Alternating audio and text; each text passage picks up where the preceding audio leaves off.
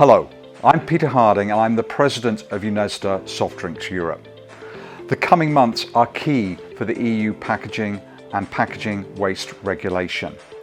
The members of the Environment Committee in the European Parliament are expected to adopt their position on this important piece of EU legislation that will shape the future of our packaging and determine our sector's ability to achieve fully circular soft drinks packaging. We were encouraged by the outcome of the votes in the other committees before the summer break, but further support is still needed to enable high collection and closed-loop recycling of our beverage packaging. Fully circular packaging that will have a positive impact on our environment can only be achieved through a supportive and enabling legislative framework. The role of our sector cannot be ignored. We are a key player within the European food and drink industry. We support hundreds of thousands of families by generating over 1.7 million jobs across Europe, and our entire value chain is estimated to be worth 185 billion euros per annum. We aim to continue to be an engine of growth while helping to drive the EU's circular ambitions. We've already shown that we are a proactive and trustworthy partner.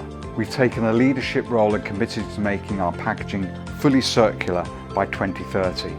And now the moment has come for members of the European Parliament and governments around Europe to support us with the right enablers in EU packaging and packaging waste regulation. In our view, there are three conditions that are essential to support. Firstly, the EU should remain highly ambitious when it comes to packaging collection.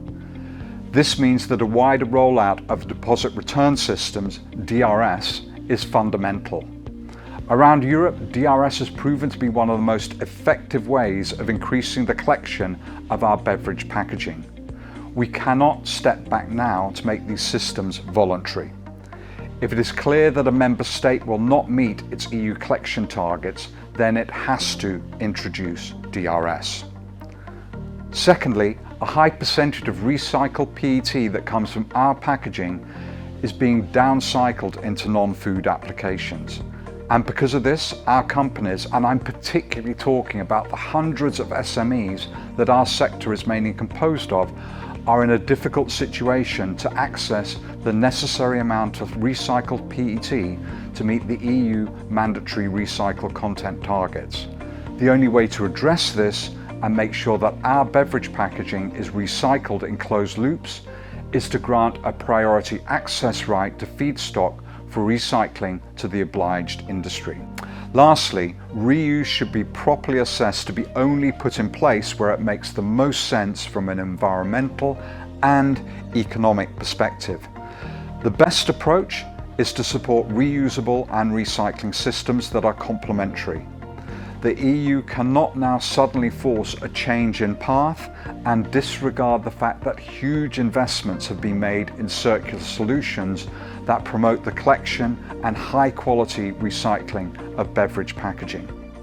Additionally, the transition to reuse comes with a huge cost of more than 16 billion euro to achieve 10% refillable PET as of 2030 in the EU, according to a study by PwC. This impact on the value chain could have significant economic consequences. We strongly call on the EU to provide the right enabling policy and environment, which will help us to achieve our objectives for the consumer, the environment, and for business.